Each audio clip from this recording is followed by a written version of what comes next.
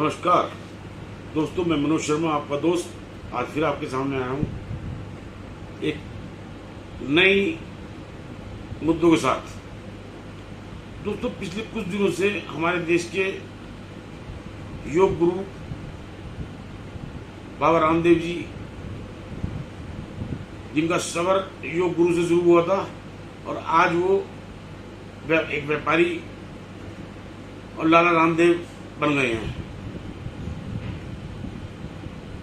उनके सत्ता के गलियारों में उनकी पहुंच बहुत ऊपर तक है। उनके आयोजनों में केंद्रीय मंत्री और बड़े बड़े लोग शिरकत करते हैं।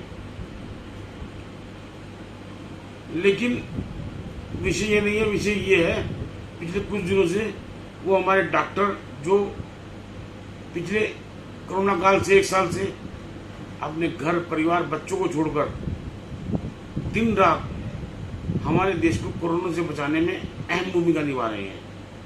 और उनके इस जज्बे को, उन मुहिम को लोग उन्हें धरती पर भगवान, देवदूत और ना जाने क्या क्या क्या कह रहे हैं उन्हें। लेकिन हमारे रामदेव जी ना जाने किस साजिश के तहत हमारे डॉक्टरों का आए दिन अपमान कर रहे हैं। जो 1000 या जितने डॉक्टरों ने कोरोना से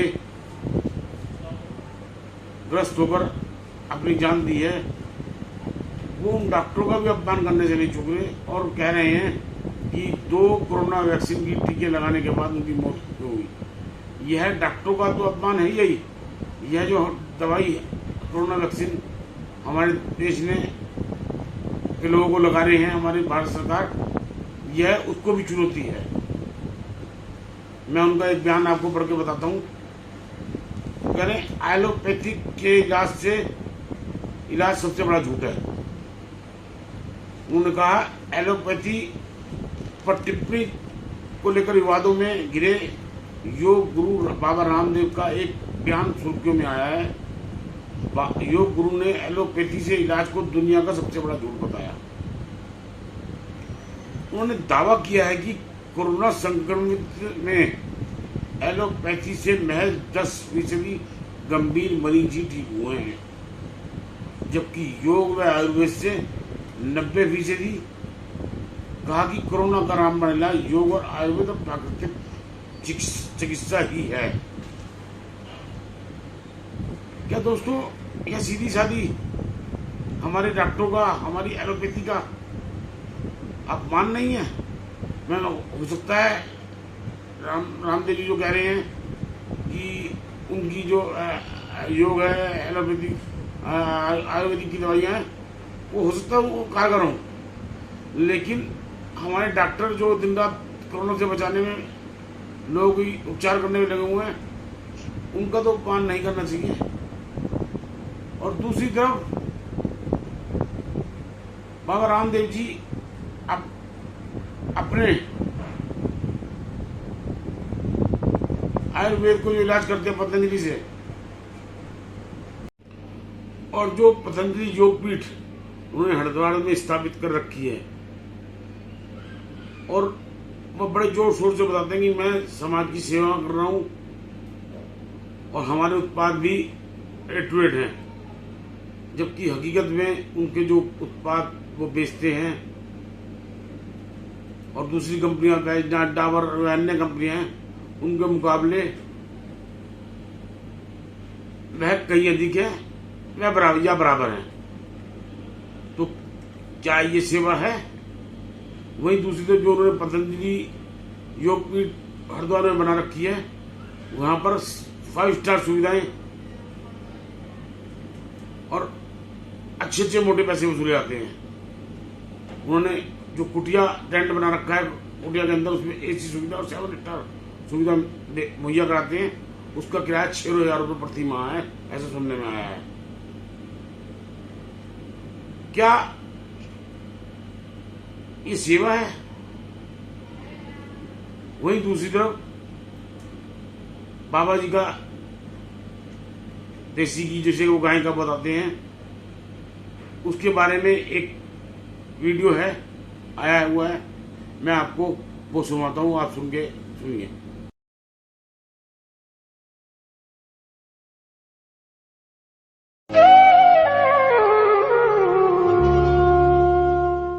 आज मैं आपको रामदेव जी के घी की असलियत बताने जा रहा हूँ और ये मेरा 40 गायों पे, देसी गायों पर 3 साल तक के प्रयोग का नतीजा है, ना कि इंटरनेट से कोई उधार नॉलेज। देसी गाय का घी बनाने के लिए, क्योंकि देसी गाय का एवरेज फैट 3.5 से 4% आता है, अगर मैं 4% फैट भी मानूं तो 25 लीटर दूध लगता है देसी गाय का 1 लीटर घी बनाने के लिए। अगर 40 रुपये लीटर भी आप मानिए दूध की कीमत, तो 1000 रुपये का तो सिर्फ दूध लगा।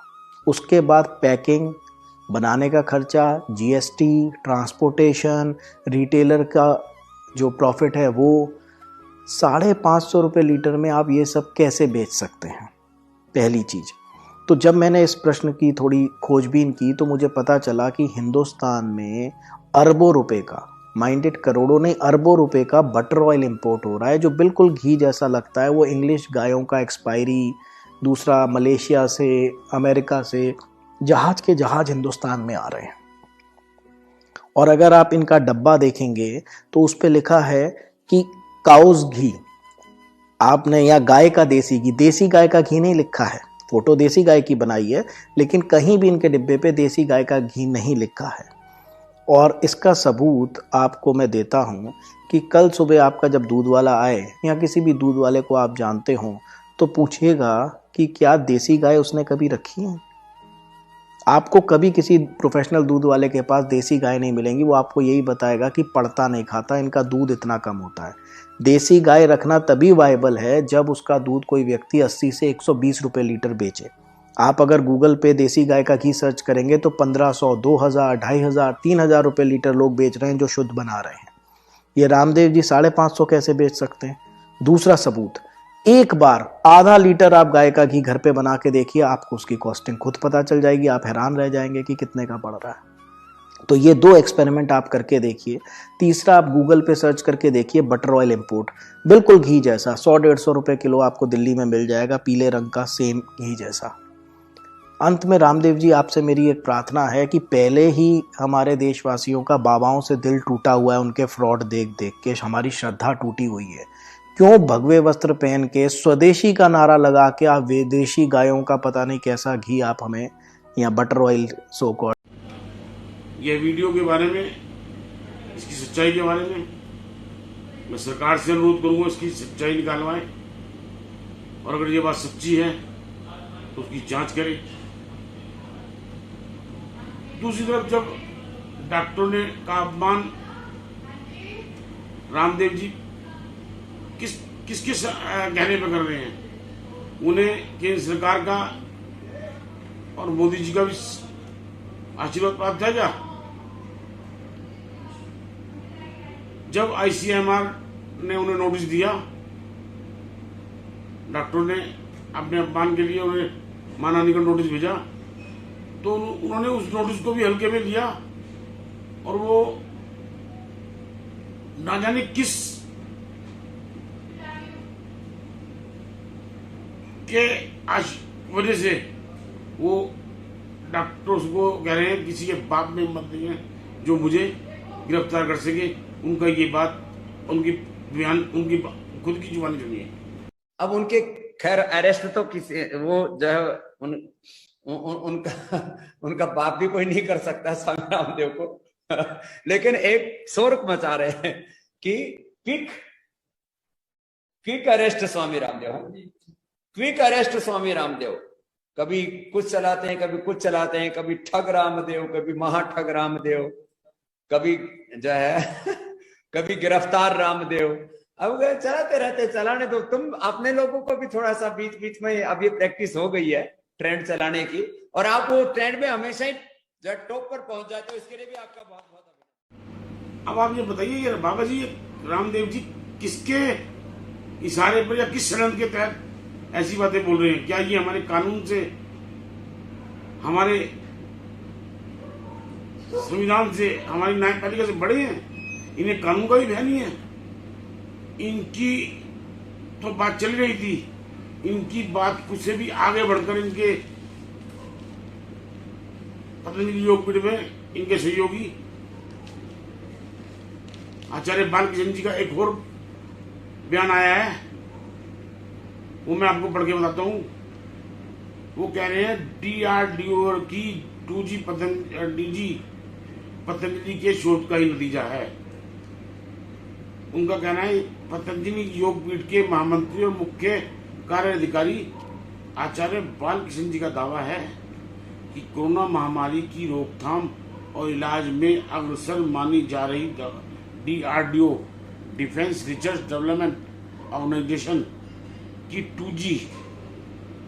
2-DRXCD ग्लूकोज दवा पतंजलि योगपीठ के पिछले वर्ष के किए शोध का ही परिणाम है। पतंजलि योगपीठ ने 2020 में विश्व स्तर पर इस शोध का प्रकाशन किया था और सबसे पहले दुनिया को बताया था कि यह दवा कोरोना के इलाज में और नियंत्रण में कारगर है। इस शोध पर अब तक 1 लाख से अधिक विशेषज्ञ अध्ययन कर चुके हैं। आचार्य बालकृष्ण का कहना है कि पतंजलि योगपीठ की टीम के शोध के आधार पर DRDO ने दवा तो विकसित कर ली, लेकिन पतंजलि योगपीठ और उसके शोधकर्ताओं को इसका वाजिब श्रेय नहीं दिया। दैनिक जागरण से एक बातचीत में उन्होंने बताया, कोरोना संक्रमण के फैलाव के साथ ही पतंजलि योगपीठ ने योग गुरु बाबा रामदेव के दिशा निर्देशों के तहत जनवरी 2020 में ही इस कारगर इलाज की खोज पर शोध आरंभ कर दिया था। इस शोध का एक परिणाम पतंजलि योगपीठ की दवा कोरोनिल भी है। लेकिन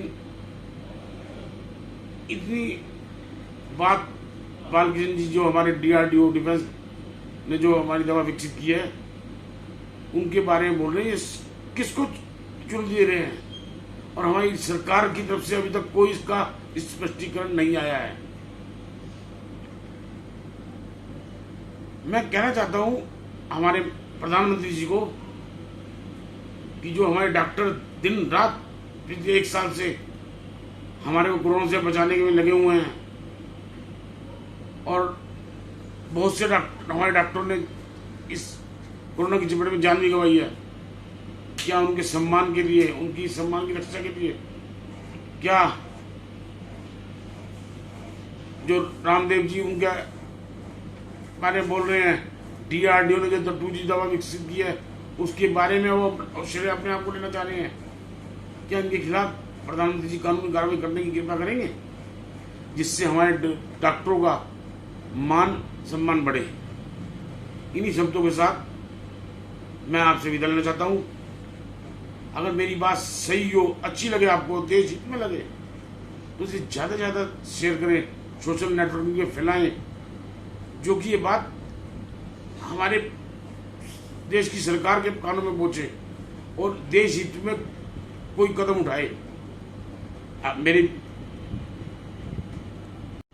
मेरे चैनल को सब्सक्राइब करें और बेल आइकन बटन को दबा दें, जिससे जब भी मैं कोई देश हित में बात बोलूं आपके पास नोटिफिकेशन पहले पहुंच जाए। इन्हीं शब्दों के साथ धन्यवाद। और हाँ दोस्तों, जिसने मेरा चैनल पोल खोल सब्सक्राइब अब तक नहीं किया, वो मेरा चैनल सब्सक्राइब करें और नोटिफिकेशन में बेल आइकन को दबा दें। धन्यवाद।